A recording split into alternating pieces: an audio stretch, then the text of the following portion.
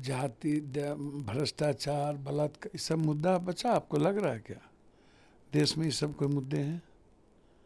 श्री लालू प्रसाद यादव, राबड़ी देवी कई बार और तेजस्वी प्रसाद यादव एक ही पर मुर्गा को हलाल होता सीबीआई ने आईआरसीटीसी का मुकदमा कोर्ट में दर्ज किया है। उसके बाद सांसद पप्पू यादव ने क्या बोले हैं, आगे सुनिए।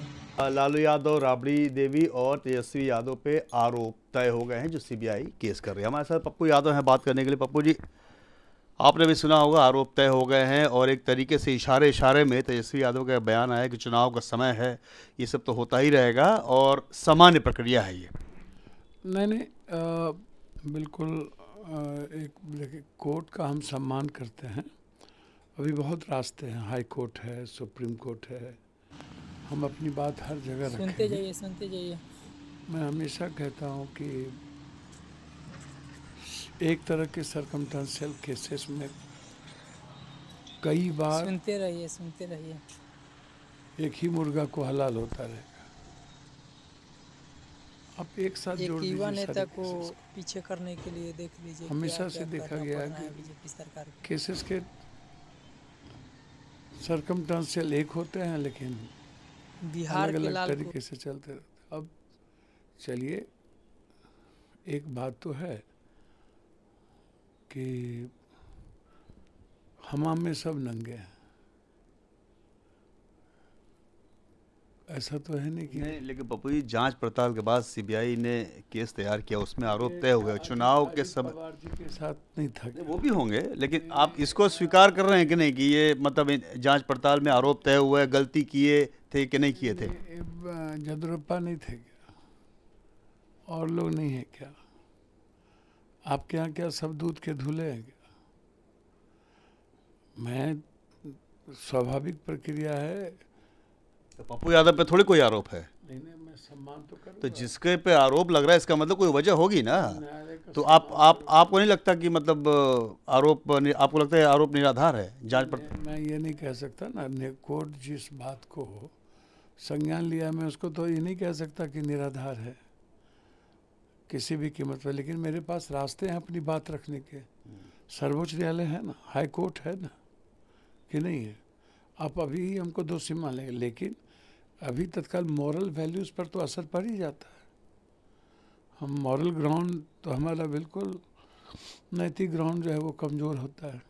चुनाव में इसका असर भी पड़ेगा आपको लगता है? देखिए, असर, भ्रष्टाचार इस देश का अब कोई मुद्दा ही नहीं है। जनता के बीच जाति भ्रष्टाचार बलात्कार, ये सब मुद्दा बचा आपको लग रहा है क्या देश में ये सब कोई मुद्दे हैं? हाँ, मॉरल वैल्यू संवैधानिक रूप से है। आम आदमी के बीच में आपकी क्रेडिबिलिटी क्या कहती है? राहुल गांधी जी मॉरल वैल्यू वाले लोग हैं। मॉरल वैल्यू को राहुल गांधी बहुत तवज्जो देते हैं, कोर्ट का सम्मान भी करते हैं। तो इसको ये बात बिल्कुल सत्य है कि हम लोग आगे जाएंगे, लेकिन अभी तो एक डेंट तो पड़ ही जाता है। मॉरल वैल्यू की मतलब कीमत है राहुल गांधी के लिए। इसका मतलब है कि मॉरल वैल्यू ग्राउंड पे क्या आरजेडी को एक्सेप्ट करेंगे इस तरीके से राहुल गांधी? आपको लगता है कि जिस तरीके गठबंधन में तो हम लोग साथ रहेंगे ही ना, साथ तो हैं ही। गठबंधन में क्या दिक्कत है? अब सवाल उठता है कि संवैधानिक पदों पर हमारी मॉरल वैल्यू क्या कहती है, ये देखना होगा। गठबंधन के लिए प्रॉब्लम थोड़ी है। गठबंधन तो दल के साथ है ना, दल के साथ होगा ना। पहले भी राहुल गांधी, लालू यादव जी साजिशतन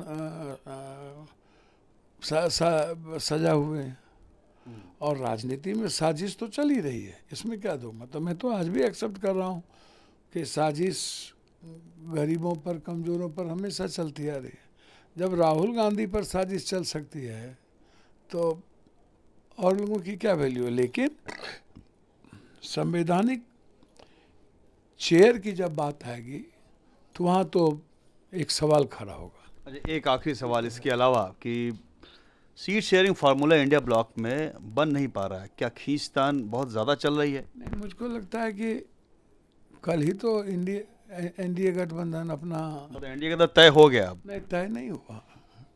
ट्वीट पर ट्वीट, ट्वीट पर ट्वीट, मांझी का ट्वीट, कुशवाहा का ट्वीट, ट्वीट पर ट्वीट। अब वैसे ही नीतीश कुमार जी को आपने पहले जीत से पहले ही हरा दिया। मोरल वैल्यू तो वहाँ भी आपने उनका कमजोर किया है। आप मतलब अगर आप 142 सीट पर तो आप लड़ ही रहे हैं, बीजेपी लड़ रही है। आप भी एक तरीके से BJP मतलब 101 सीट पे नहीं लड़ रही है, 142 पे लड़ रही है। ठीक है, लेकिन जिस तरीके से आपको इंडिया ब्लॉक का ही मतलब समझा जाए, क्योंकि आप अपने आप को कांग्रेस नहीं मानते हैं, तो क्या लग रहा है कब तक तय हो जाएगा?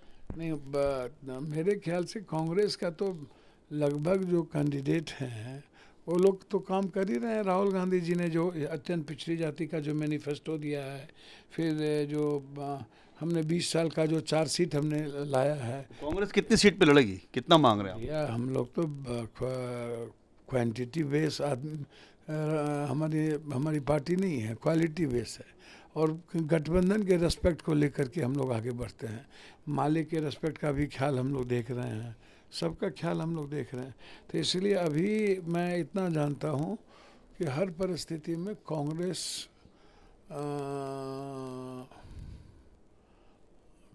क्वालिटी के साथ गठबंधन का ख्याल रखेगी। बहुत बहुत धन्यवाद।